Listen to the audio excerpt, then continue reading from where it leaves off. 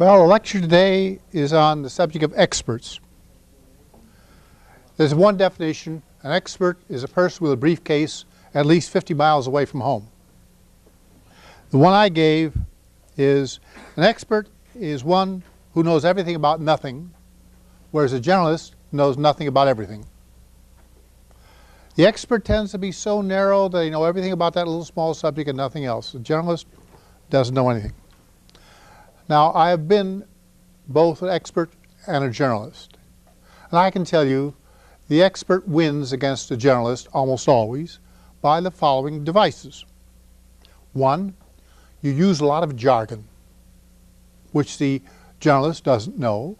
Secondly, you invoke basic principles in your field, which may be totally irrelevant but sound good. And you snow the generalist, and you lead him astray.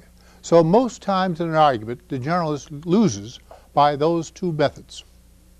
The specialist does not come down to the generalist level, but rather stays at his high level and leaves the generalist losing.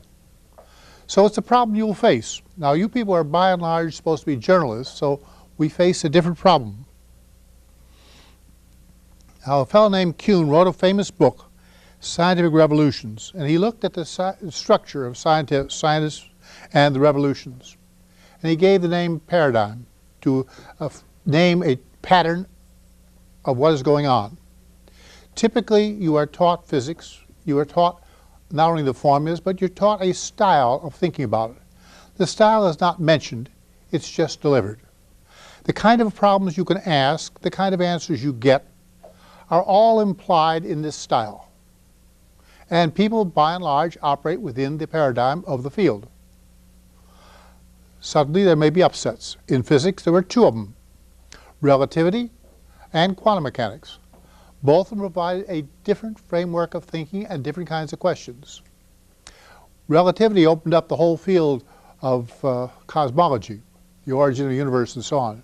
It really opened up the field now, so there's lots of speculation. The difficulty with cosmology is you have one sample only, and you're supposed to account for how it happened. You haven't got a bunch of different samples, and you haven't any power to experiment. So cosmology is a very interesting science if you think it's a science.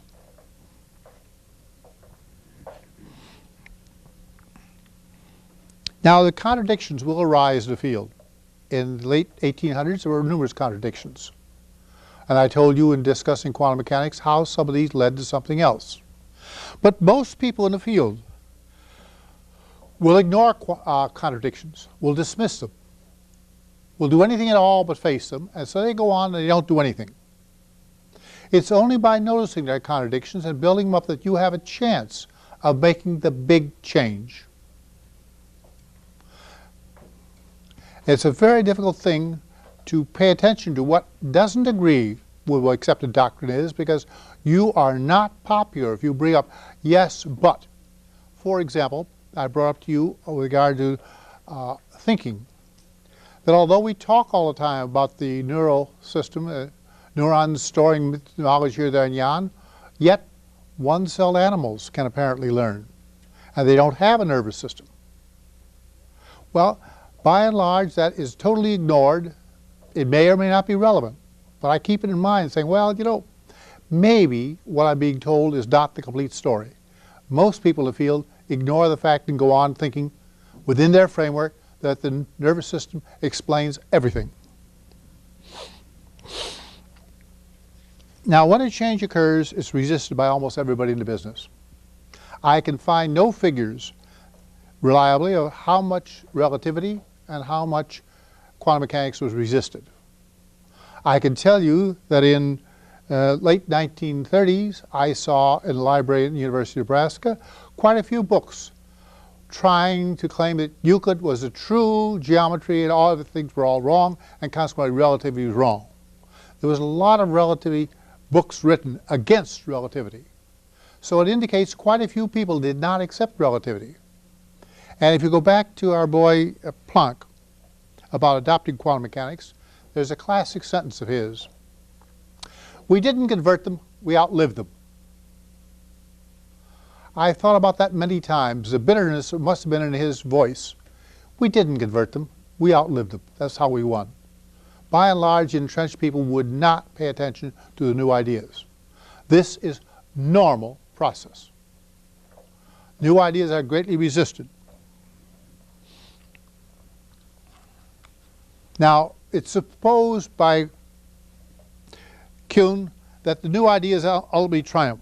Well, yeah, ultimately. But I told you back in 1838, Dick wrote about what amounts to continental drift, and in the early 1900s, Wegener wrote a whole book. But it got nowhere. It was adopted in the 40s, well after the war, or perhaps early 50s. Learned physicists wrote against why it couldn't possibly happen. Of course, they assumed the wrong model, and based on the wrong model, they proved continents couldn't drift. The other one I mentioned to you is genetics. Mendel's peas. He might as well not have done it. It was rediscovered in 1900, and then people found out he had done it earlier. It is not clear that a new idea will triumph.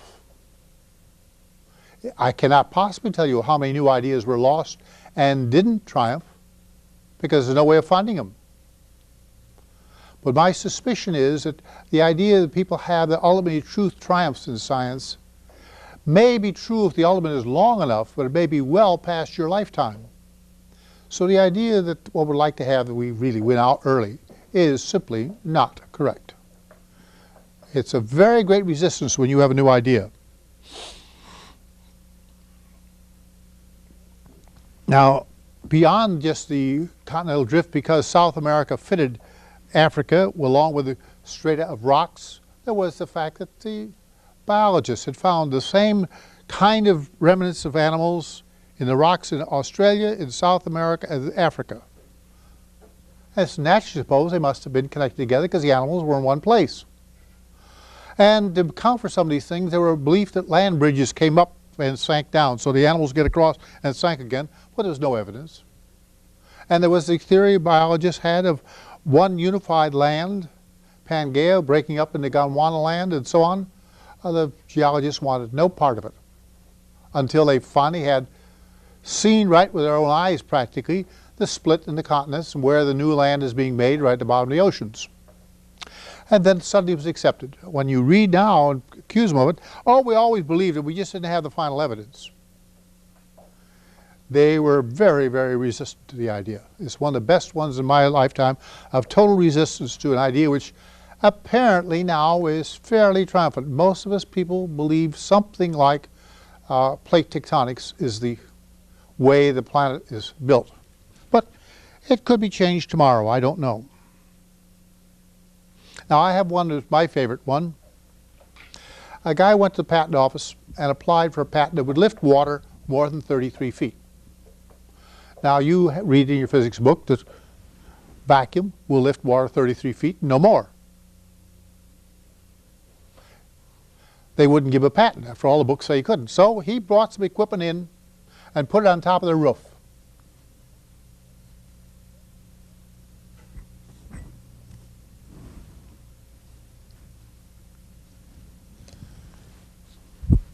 A little valve here, a little valve up there. And a short stroke piston. The piston is going so fast that standing waves are set up in the column. When there's a rarefaction, water comes in. When there's a compression, the valve shuts. And when there's a compression, the water goes out the top. He lifted the water 100 feet. They had to give him a patent. But they didn't believe it because all the books said you can't lift water more than 33 feet because the air pressure outside is so much, it's only going to push up so far. But you see, he saw ingenious ways of producing rarefaction and compressions and proceeded to lift water 100 feet instead. I'm not saying it's a good method. I'm saying it's typical that the patent office knew that the books all said you can't lift water. But you see, everything like that is based upon something. No possibility proof rests on one statement. It rests on a whole bunch. And if any one of them is wrong, Well, and they never visualized. They thought, if I simply tried to suck the water up, yes, I can only lift it about 33 feet. The perfect vacuum won't lift any further. But if I produce local vacuums, then I can. So you see one of the troubles with the expert. You're proposing to do something he knows can't be done, but you may be doing it a different way and he cannot hear, or she cannot hear. It's a very, very great troublesome thing. Now, I said the geologists claimed everything was right, and well, they had to revise themselves. Now, there's a well-known saying, if an expert tells you something can be done, it is probable it can be done. If he tells it can't be done, it may pay to get another expert who may tell you you can. Certainly my experience at Bell Laboratories has been the experts have been marvelously wrong lots of times. They don't understand the problem. I had a young fellow working for me for a while, bright, energetic, nice guy, but he didn't understand. He grabbed the wrong problem, distorted the wrong way, solved it very elegantly. As a result, his work had to be undone before he could get to the right problem. The misidentification of a problem is very great. The expert sees some parts of it, oh yes, this looks right, that looks right, oh yes, that's nothing else than this. They force the situation into a situation they know or think they know, and then look at it that way from their trained eyes, and they don't see the problem has got some elements which are different. The experts simply cannot see it. It's the same words I told you earlier in this lecture, that they can't remember. There are small contradictions in any theory. They conveniently forget them. Well, this guy was very nice, but I found frequently he was a nuisance. What he said was correct, but he had the wrong problem.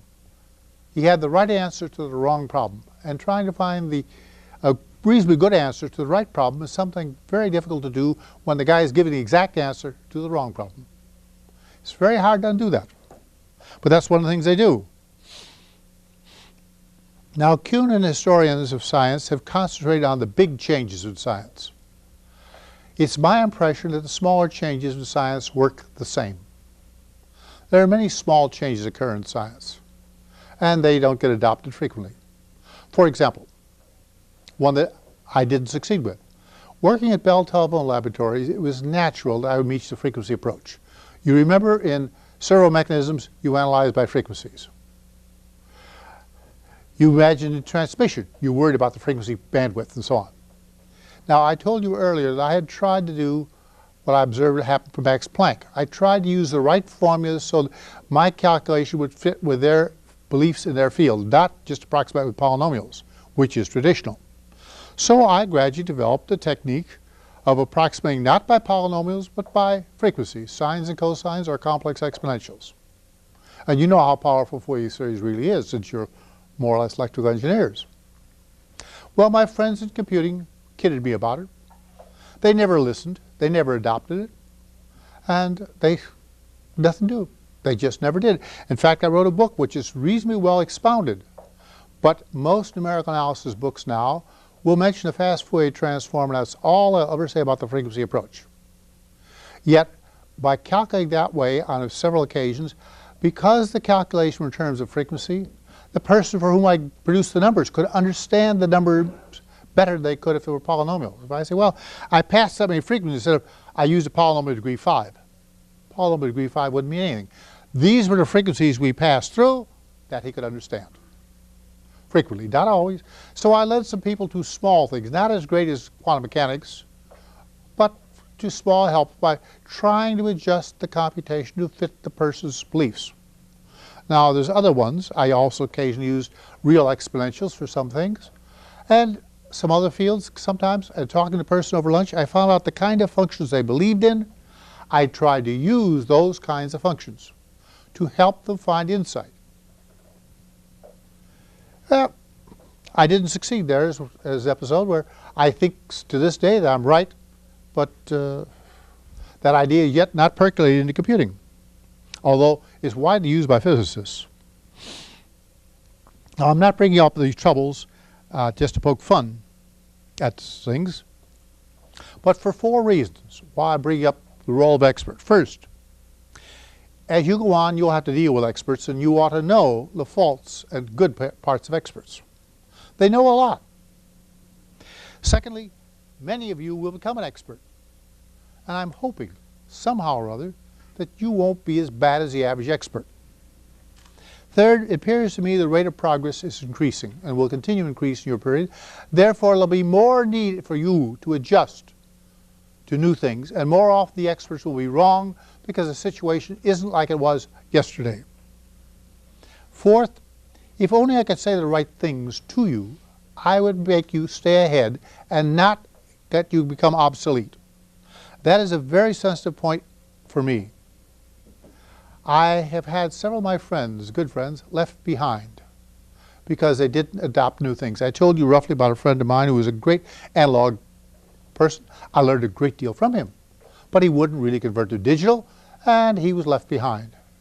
And we retired at the same time. Him by encouraged retirement with a little extra money, and me to go on to a different job. Later on when we met, it was clear that our attitudes toward our life careers at Bell Labs were quite different. Mine was pleasant, his was unpleasant, because he was sort of pushed out. Since coming here, I've met quite a few captains in the Navy who retired. They didn't make admiral. Some of them were reasonably happy what happened to them, but some of them show a good deal of being disgruntled and unhappy. Particularly one who, when you get him drunk enough, he's always back in command of a flotilla off South America. He didn't like being passed over several times and retired.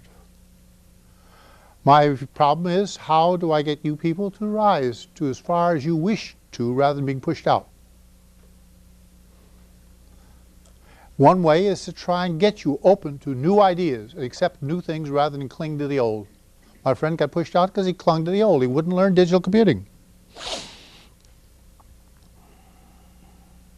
Now, I got to bring up another very difficult subject. Most of the time, the bright new idea comes from without the field, not within. Take archaeology, and the question of dating remains.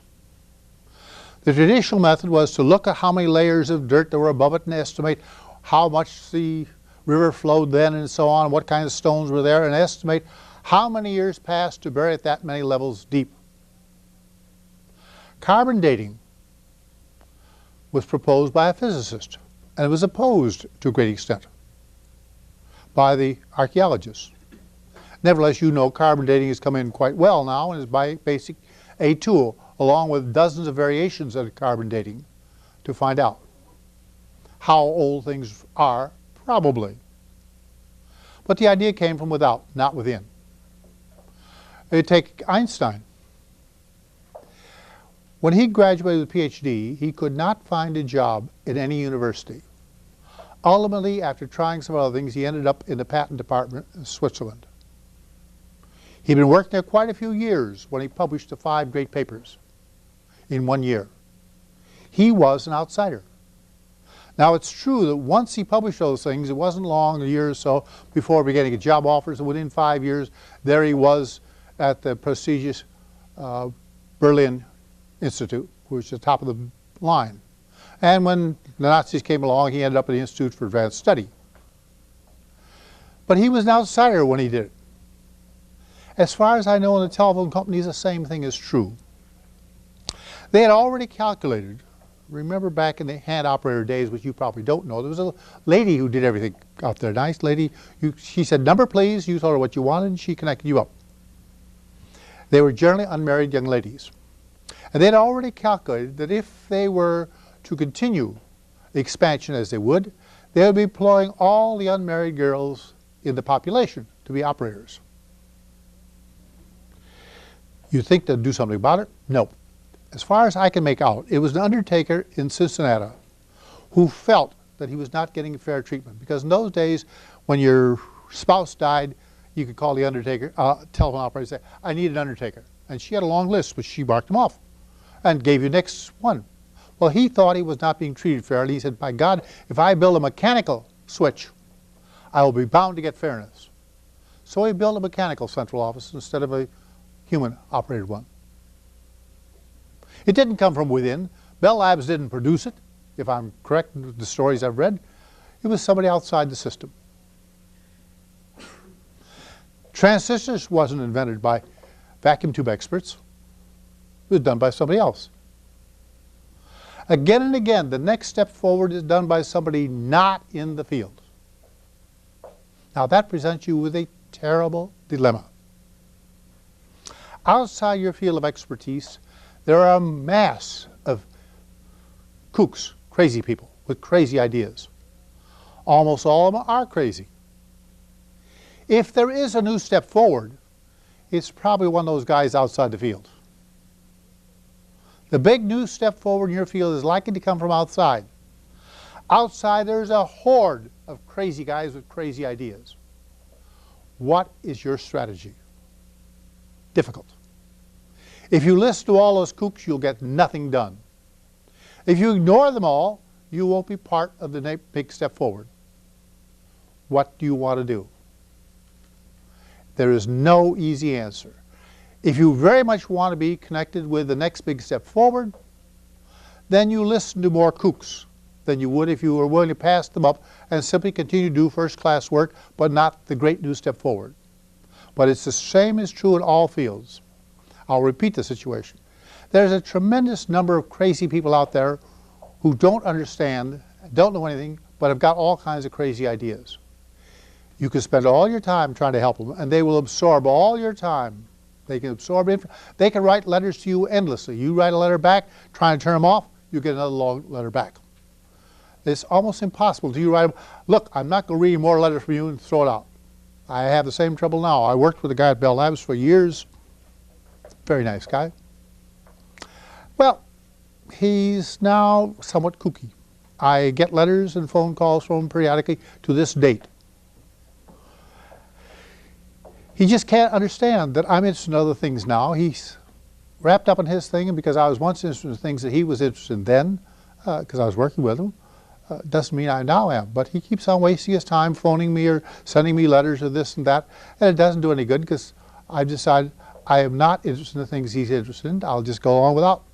On the other hand, I know he had lots of original new ideas. I just can't keep up. So I've had to quit.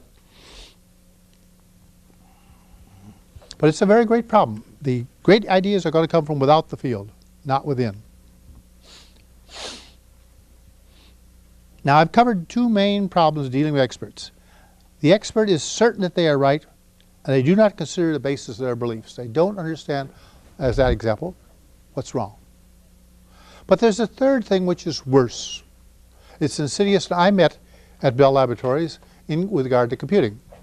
And let me draw a picture, which is the best thing I could do. This is time, and this is progress as a curve. Now remember, it's a curve in n-dimensional space. Not in 2, it's n-dimensional. Here's my boss, and that's what he did to be successful. 35 to 45, we'll say it's around in that region. Here's this guy hamming, marching in that direction. He's damn near orthogonal to his boss. Now his boss knows how to do things because his boss succeeded. That's how to do it, by God. That's what made me successful, by God. Those are the methods to use. This guy hamming is crazy. He hasn't got it right. That's the third thing wrong with experts. What made you successful and got you to the top is very likely to be irrelevant or wrong when you're there. The world has changed. Computers came in. Computing here for him was something some high school girls with desk calculators did when you couldn't get a nice formula or they evaluated formula, they drew a graph. Computing was something high school girls did. There were 4 groups at Bell Labs when I arrived doing exactly that kind of work. This crazy guy hamming is using big machines, a lot of expense. And that isn't the way you do things. Come on, you do it by complex variable. You do it by honest-to-God mathematics, not by computing. Now, that was never said. If I had accused him directly of this. You are biased this way and this is pay attention. They would have denied they were biased against computing. But it was there just the same. And I met it many, many times. They would show me some problem which they had solved elegantly by analytic methods and say, can you do it? Well, given the machines I had at the time, the answer was no. But I would say, look, I am not in the slightest interest in doing problems that you can do. What I'm interested in using machines for is solving the problems you can't do. The real problem is, what can man and machine do together and not in competition? No way could they hear that. I must have said it 50 times or 100 times. I'm not interested in the competition. I'm interested in what we can do together. They could only see it because they were down at the bottom. They were afraid this guy with his dumb machines was going and was doing problems they couldn't do. And they were afraid they're going to be displaced. So I had a great deal of opposition. This is one thing wrong with experts also. They don't come out and say why you're wrong. It's in the atmosphere that you're wrong. You're doing things wrong. Now, when you're an expert, you'll do the same thing unless I get this picture across to you very, very clearly. Remember, it's in n dimensions, not just 2. Progress is going to be some kind of a curve. What you do to make yourself successful at that time may very well be not only not appropriate, may actually be counterproductive to what is needed when you're successful. Remember it. Now, I have followed my own advice. I've recognized that the things I did to be successful in computing aren't the things you want to do. For example, saving a few operations meant something when an operation took 1 second. But when an operation takes a nanosecond, you can't make much of a living saving nanoseconds. They just aren't going to pay you much. Well, I've got the wrong slant in things. As a result, knowing the story I've just told you, I resolved if and when I rose to the top, I would not try and impose my ideas on other people. Thus, I have avoided getting involved in the selection of computers. I've avoided doing everything else. If asked, I am compelled to respond with the best answers I can give. But I try not to get in the way of the next generation. I've tried very, very hard to do that. And I suggest you think the same thing. That the next generation has a different problem. They see the world differently because the world has changed. And your views, which are fixed when you're young, and the very things I say that made you successful, are inappropriate later on. Very frequently. Not always, but very frequently. And since many industries are going to change enormously toward mechanization, the old ideas of treatment of human beings may not be the same as it was when the organization was mainly humans. The more automated it gets, the more things are going to have to be done somewhat differently.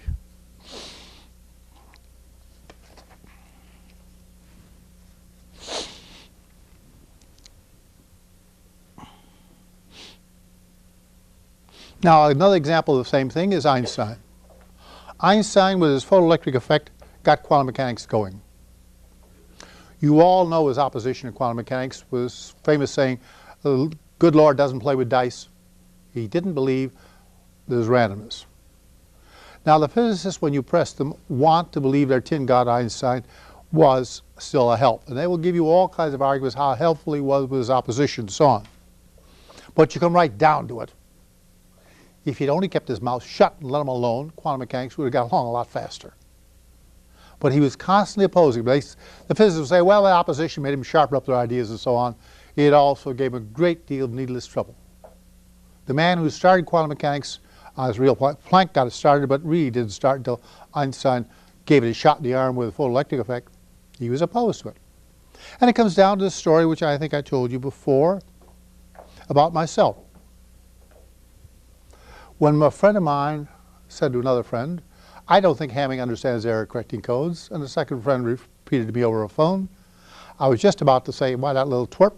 And instead of that I said, yes, he's probably right. History shows that the people who create an idea seldom understand it. I've told you that before, I'm telling it to you again. It's very, very true. As they say about Newton, he was not the first of the moderns, he was the last of the ancients. And if you read the life of Newton, you see the truth of that sentence. He opened the door to modern times. but he wasn't one of the moderns. He is very definitely thinking in earlier ways, and it's bound to be happening. The person who creates a new idea, after a while, pay no attention to him. He's probably wrong. Or if you've done it, step aside and let the other people do it.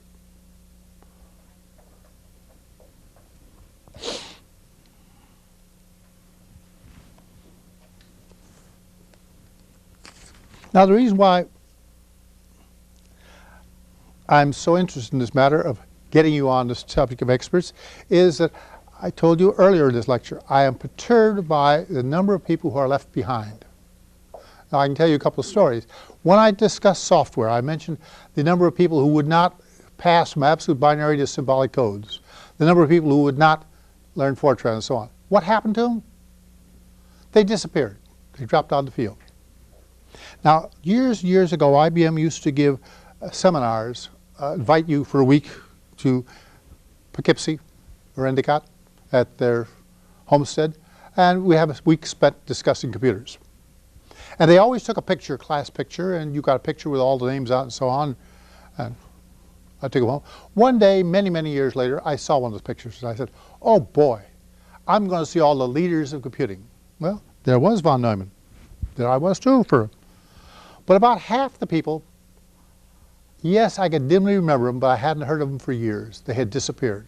They had not kept up. Life is full of change. Keeping up is one of the major problems. And the trouble with the expert, when he becomes an expert, he freezes his knowledge at that state and does not go on. I am very concerned that I can get you people to be receptive to change, to recognize that when you know something, you'd better reconsider it. Is it still appropriate today?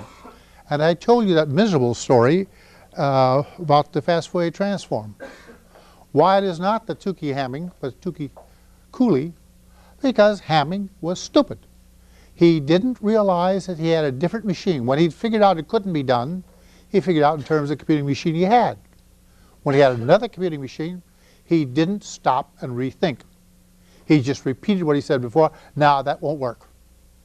I tried it once and it didn't work. Yeah, I tried it once. It didn't work, given the machines I had. Given the machines I then had in my hands, it would have worked. I didn't do it. It's a real bubble. But I've seen that not only that time myself, but I've seen it in other people also. The inability to move forward, to grasp new ideas and open your mind to new things. Now, be careful. An open mind and a hole in the head are sometimes indistinguishable. I don't mean that you should say, oh, I got an open mind, anything is possible. There are a lot of those people around who say, oh, anything is possible. Yeah, but you can't go on that. For example, some of the people, anything is possible business, maintain that when you got to the moon, there'd be 20 feet of dust, and the vehicle would simply sink in the dust and drop out of communication. The other ones who claim, you know, the thing has been hit by so many meteorites, it's all glassy, and it will simply slide around everything. It's glass surface due to all the striking, the heating, and the cooling. Well, both were possible, yes. You couldn't prove they weren't. But, you know, we found the surface of the moon pretty much like the surface of the Earth. Pretty much the same. Slightly different chemicals, but pretty much the same stuff. Keeping an open mind, everything is possible, is not satisfactory. You have to put some probabilities to it, and those are hard. But if you don't put some probabilities, oh, that's possible, you won't get very far with me. I always say, well, what do you think, 10%, 50%, 90%? What probability do you put with this? Possibly it's this.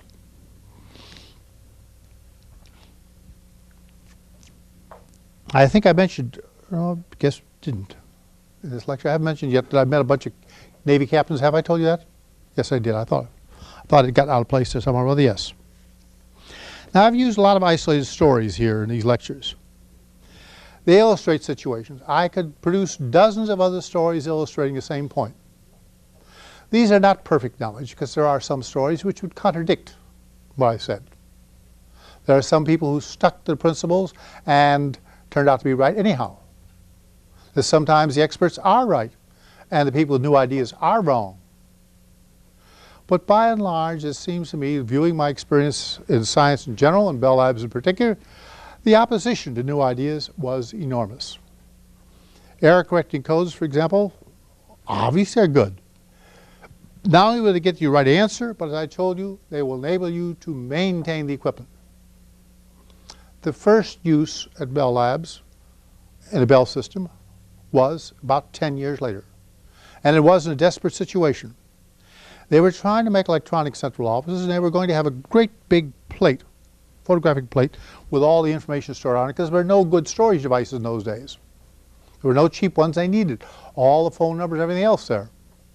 So they were going to make a new photographic plate, and they were going to have a small auxiliary memory down here, which would contain a few updating of telephone numbers, which were changed. Somebody pointed out to them, you know, nobody can make a photographic plate that big without occasional flaw here or there. Well, if 1 in 10,000 phone calls are misdirected, who cares? But if it's always the same time for 1 month, it's always the same guy getting it, that is not tolerable. Not by the telephone company. They had to do something. The only thing they could do was to put an error correcting codes on the plate.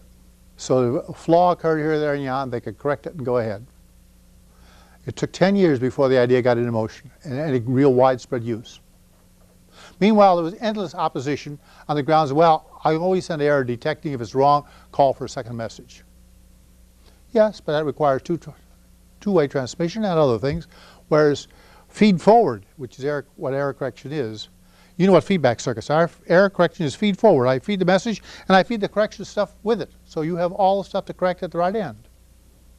It's evidently something different, something very useful. But a forward-looking organization took 10 years before they were willing to do it, and then only in desperation. There was nothing else they could do, so they finally tried it.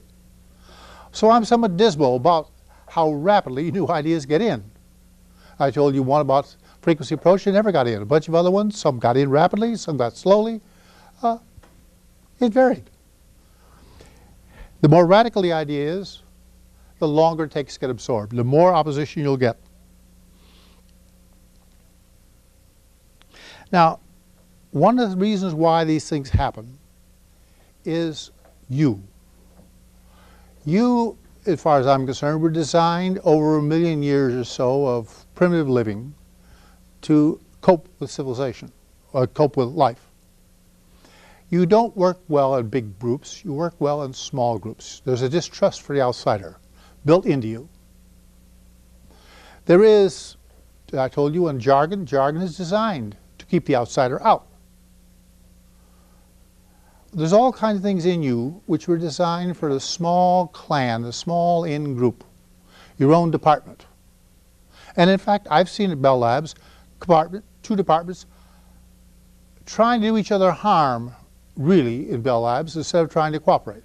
They both wanted to win, and so they did things which would cause the other guy trouble. In fact, I can tell you one story which is almost unbelievable, but it was true. One of my bosses at one time, years ago, when they were first trying to build electronic central offices, he was asked to find out what do the mechanical offices do. Now, you can look at the blueprints, but that really doesn't tell you everything. You have to be familiar with it. So he was asked to go over and get from a group how central offices work. Well, the big boss at the top assigned it. They couldn't not take him in. But he told me they would do anything they could to sabotage the thing, to get him to have the wrong idea, so electronic guys would build electronic central office wrong, so it wouldn't match with older central offices, so there'd be trouble. They literally tried to lead him astray as best they could without flagrantly lying. They just suppressed it and everything else. He indicated sometimes they'd really out and lie, but we'll say they're better at that. They just didn't tell the truth. He spent several years trying to find out, and he finally found out. I would ask him that question, and in answering that, I'll find the answer to the question over here. But if I ask them that, they won't tell me. But if I ask them that, they'll be careless, and I'll find the answer to that question. That's how I had to spend something, a year and a half or 2 years of his life trying to extract from one group of people how a central office really ran so we could build electronic ones to go with it. Now, that kind of thing happens in the military too, you know. The squabbling of the various branches. They will sabotage each other. Well, You were created, I say, during caveman days with a distrust for the outsider and loyalty to your group. As suitable for caveman days is not suitable for the future. The future includes very much larger cooperation. It includes whole laboratories like Bell Labs.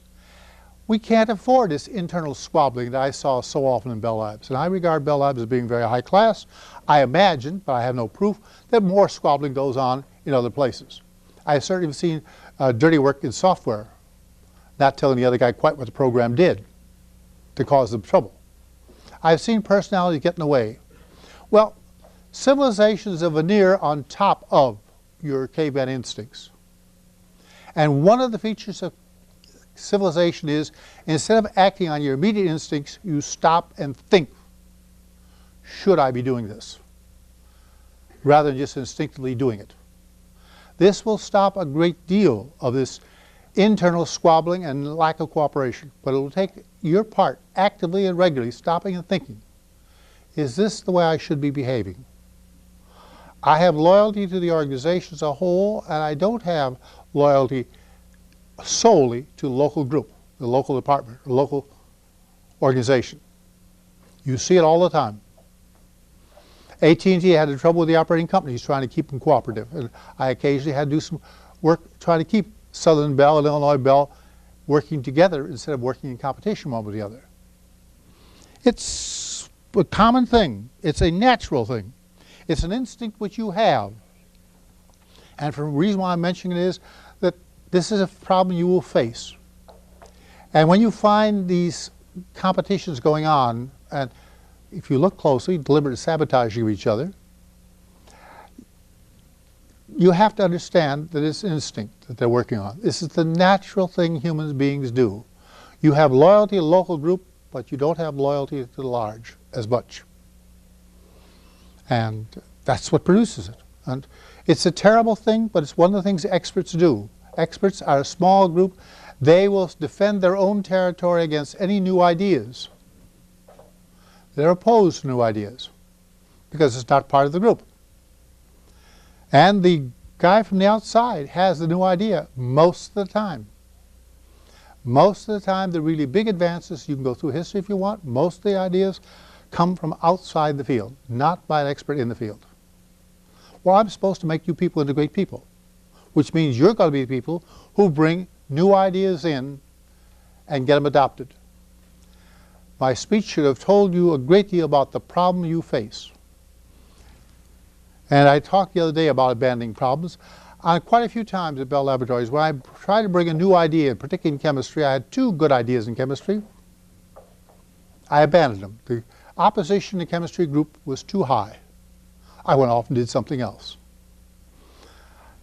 There are times when it's not worth fighting for a good new idea in a group when they are too much opposed to it because you just can't win. I tried it once on executives and gave up there because they weren't prepared. I wanted to use computers to help make executive decisions. I think I told you this. What I wanted was a good first-class executive for, say, 3 days a week for several years so we could find out what they did so we could help them, instead of us sitting imagining what they should be doing. If I'd written what I imagined they should have been doing, it wouldn't have worked. I would never have believed when I began at that age that the bulk of what top executives did at Bell Laboratories was two things: budget and personal squabbles. It wasn't scientific decisions at all. They did make some, but the bulk of their time went on miserable things like money and people. And I think you'll find the same thing as you rise to the top. Those are the things that dominate the top jobs. It's unfortunate, but it's true. People are people. And opposition to new ideas is opposition to new ideas, so I've given you that. The next lecture tomorrow is on a lovely subject of, I think, inaccurate data, if I'm correct. Unreliable data. That's another topic which you really don't want to hear, but you should. That no data is any good. So see you tomorrow.